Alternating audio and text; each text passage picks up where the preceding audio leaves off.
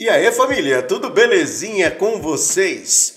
Nesse vídeo aqui em especial, atendendo a muitos pedidos, nós vamos contar a história de Paulo Leivas Macalão, ou pelo menos a primeira parte dessa história. Para quem não sabe, ele é um dos precursores da Assembleia de Deus do Madureira. E essa história que eu vou contar aqui é baseada no livro que foi feito em sua homenagem. Então, pegue sua pipoca ungida, a água consagrada em cima da tela fininha e vem com o baixinho. Salve, salve, rapaziada! Belezinha com vocês? Eu sou seu irmão André Carpano e sejam mais do que bem-vindos a mais um vídeo deste canal. Mais uma vez agradeço a atenção e o carinho por este que vos fala. Família, como eu disse, esse vídeo aqui vai ser baseado, ou melhor, vou narrar partes do livro que é uma biografia do Paulo Leivas Macalão, intitulado Traços da Vida de Paulo Leivas Macalão, por Zélia Brito Macalão. Esse livro foi lançado na CPAD e tem uma parceria com o Madureira. Porém, de uma forma muito misteriosa, não entendemos o porquê, o Ministério Madureira entendeu que era melhor remover esse livro da prateleira. Somente algumas pessoas que são assembleianos mais antigos que têm exemplares. E especula-se que o clã ferreirista não quer que as pessoas conheçam essa história e muito menos saibam de detalhes sobre Paulo Leivas Macalão. Mas, independente se eles querem ou não, vamos aqui narrar o livro. Então, bora lá? E antes de tudo, deixa eu explicar uma coisa aqui. No início, a leitura é bem parecida com aquelas leituras bíblicas, viu? Que vai narrando genealogia, então não tem como pular. Vocês vão ter que acompanhar isso daí para ter uma melhor compreensão dos fatos, tá bom? Traços da Vida de Paulo Leivas Macalão narra a história do filho do general João Maria Macalão. Com apenas 5 anos de idade, perdeu a sua mãe, a dona Georgina Leivas. Entregue a um tio materno no Rio de Janeiro, então Distrito Federal, começou seus estudos no Colégio Batista, onde recebeu os primeiros rudimentos da Palavra de Deus. Fez curso no secundário Pedro II e preparou-se para ingressar na Escola de Oficiais do Exército.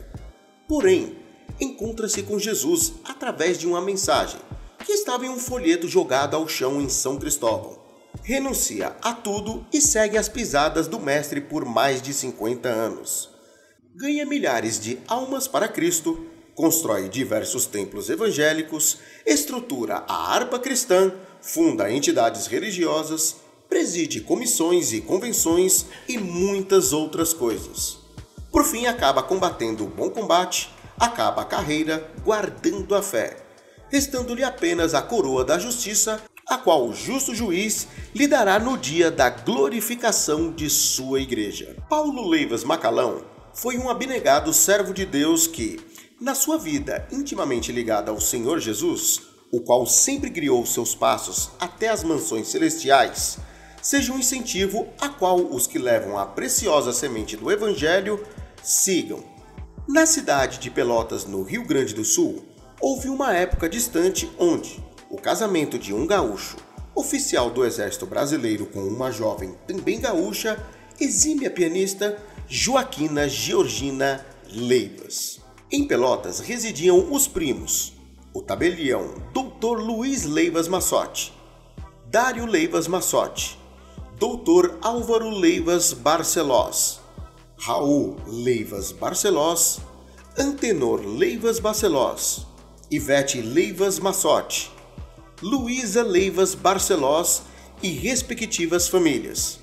Morando no Rio de Janeiro, Dr. Victor Leivas, seu filho, Dr. Luiz Isidório Leivas, professora Isa Leivas, Cláudio Leivas e General Hugo M. Silva. Em Porto Alegre, Tancredo Macalão, Glória Macalão Passos, Alzira Macalão Passos, ambas casadas na família Passos.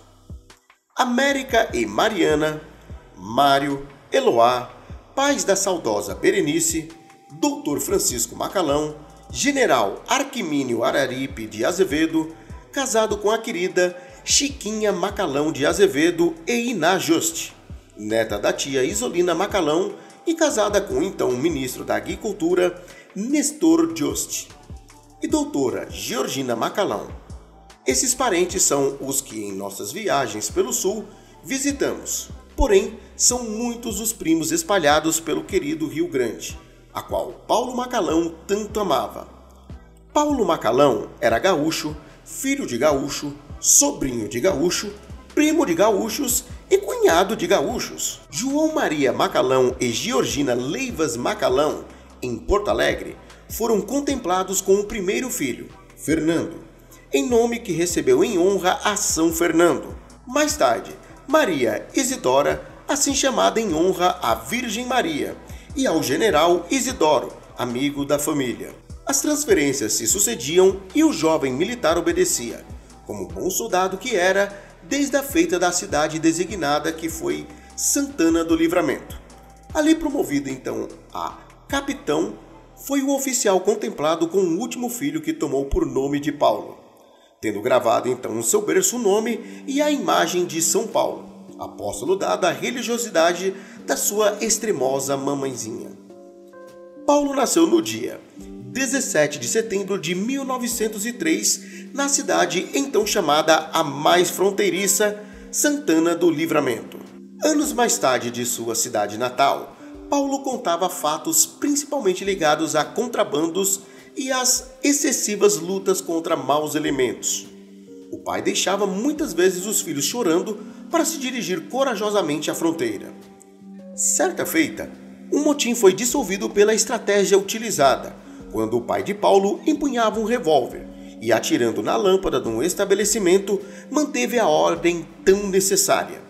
Muitos fatos Paulo revelava enfatizando a intrepidez de seu pai. Recordava-se também de uma ocorrência.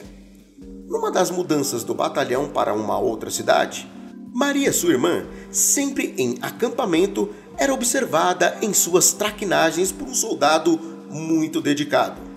Certo dia, quando o batalhão deveria prosseguir, deram por falta da garota e também do soldado.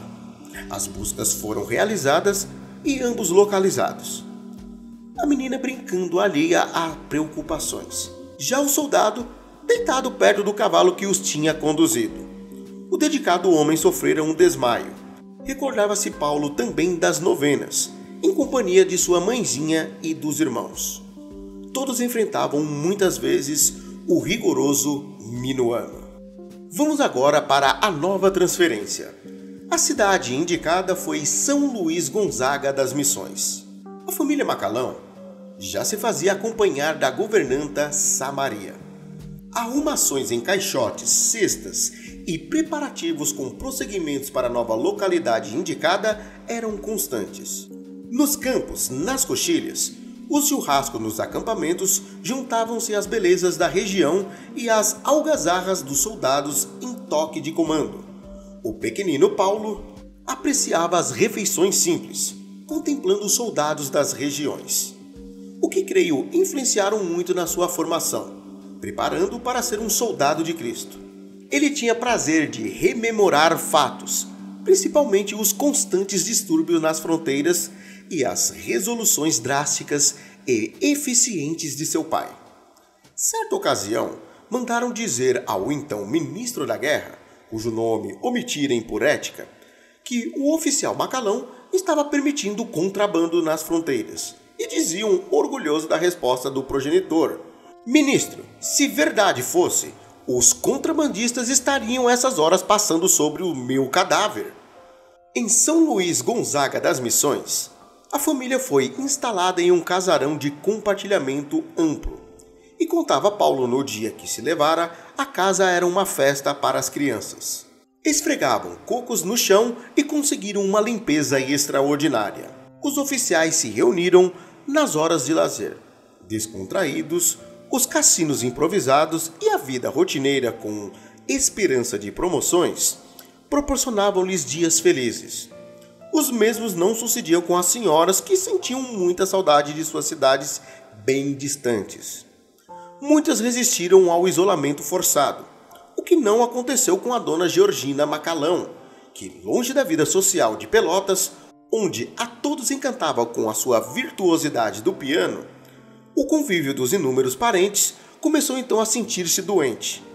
Os cuidados da família não se fizeram esperar, mas a depressão continuava até que em uma certa época mais distante, a dona Georgina veio a falecer, deixando uma lacuna difícil de preencher, e o pequenino Paulo com apenas 5 anos de idade.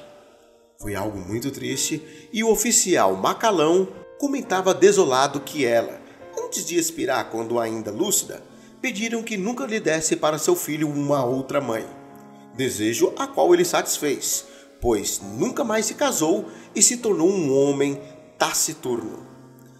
Lá em São Luís Gonzaga das Missões, bem junto ao portão de necrópole, existia um túmulo com o epitáfio Georgina Macalão. Soubemos que esse túmulo é muito bem cuidado por um piedoso irmão gaúcho. Fatos acontecidos após o deslance foram muitos, e memorizá-los seria impossível. A ausência da carinhosa mãe, a vida do pai inconsolável, as crianças que choravam pelo canto rústico do casarão, preocupados pelo pai nas fronteiras onde passavam dias fora da casa. E o que aconteceu após foram apenas lutas, apreensões, mudanças e inúmeras resoluções que seriam impossíveis de relatar. Mas Paulo Macalão tinha-as nítidas na memória, e através de todos os anos, na intimidade dos amigos, costumava dar expansão do sofrimento dos anos de infância. Viajaram então 3 irmãos para o Rio de Janeiro, onde foram entregues ao tio materno, Espenor Leivas, que residia num sobrado na rua do Ourives, hoje conhecido como Miguel Couto, esquina da Avenida Rio Branco, onde funciona a Casa Leivas, a mais sofisticada da época. Ali chegando as crianças, o problema foi o colégio, onde e qual. Surgiram então, creio, os desígnios de Deus, onde Paulo e Maria foram destinados ao Colégio Batista na Tijuca, e Fernando regressou para o sul. No Colégio Batista, Paulo com sua irmã tiveram contato com evangélicos, e deles receberam muito carinho, principalmente com o Dr. Francisco Sorém, Dona Janete, a professora Romaninha e José Souza Marques. A professora Romaninha falava muito de Jesus para eles, e nos fins de semana, na casa dos seus parentes mineiros de Juiz de Fora, comentava sobre Paulo, que já rapazinho era de um comportamento exemplar. E ela repetia tudo para a família Brito, a qual mais tarde veio ocupar uma residência vizinha, pois também estavam localizados no Rio de Janeiro, vindos de Porto Novo, Minas Gerais. Paulo, nos fins de semana, ficava na casa do tio Victor Leivas, a qual era engenheiro agrônomo e responsável pelo horto florestal da Penha.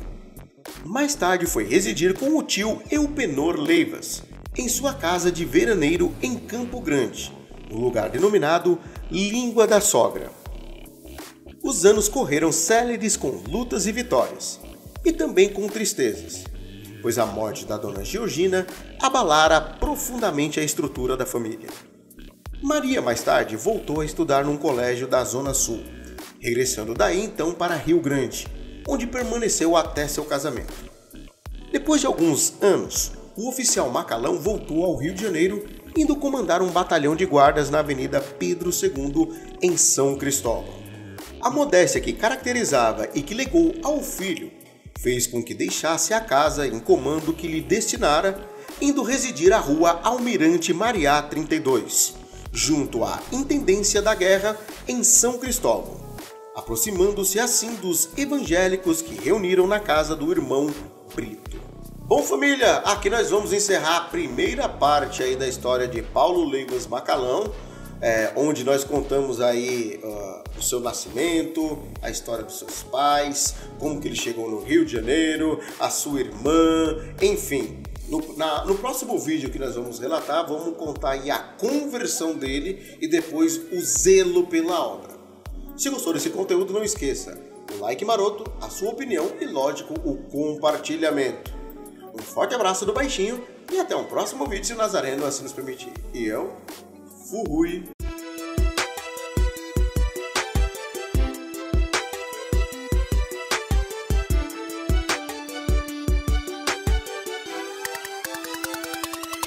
de canta lara tunai, arabaçu, barabaçu, barabachai, Diego manashi, enashi, echai, alabastu de canegai, de comas névia.